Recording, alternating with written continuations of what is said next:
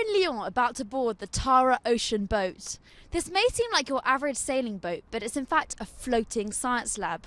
Since April 2023, scientists on board have been tracking the health and pollution levels in water. But for a few weeks, the boat has docked here on the banks of the Rhône River. À bord de cette goélette scientifique, c'est le capitaine Martin Hertaud aux commandes de la mission.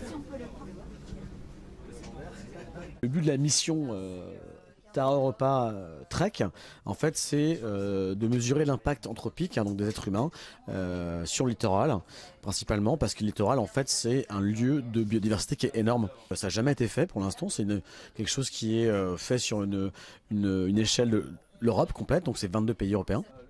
Semi-humide, ça veut dire. C'était ce qu'on a fait, Okay. je vous ai expliqué qu'il y avait des filtrations plus des machines. Mais là, il n'y a que des machines. D'accord, ok. Le rôle du bateau Océano, c'est de collecter de la donnée. On traque à peu près 4000 produits chimiques, donc pesticides, pharmaceutiques, qui ont été listés.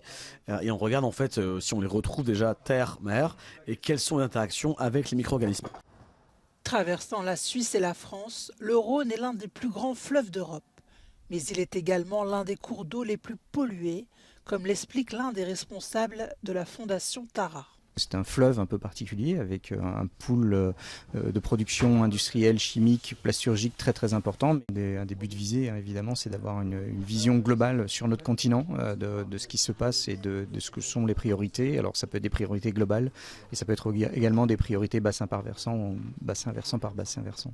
En 2023, l'Union européenne a adopté une nouvelle réglementation qui impose aux pays membres de mettre en œuvre des mesures pour restaurer la nature sur au moins 20% des terres et des espaces marins d'ici 2030. Les molécules chimiques, elles circulent dans le monde. On va les retrouver dans l'eau du Rhône, on va les retrouver forcément par nature après, dans les mers, dans les océans, on va les retrouver également dans l'atmosphère. Donc il n'y a pas de frontière à la pollution, il faut bien être conscient que tout ce qui affecte la nature quelque part l'affecte globalement. Le Tara Ocean est attendu en juillet à Athènes.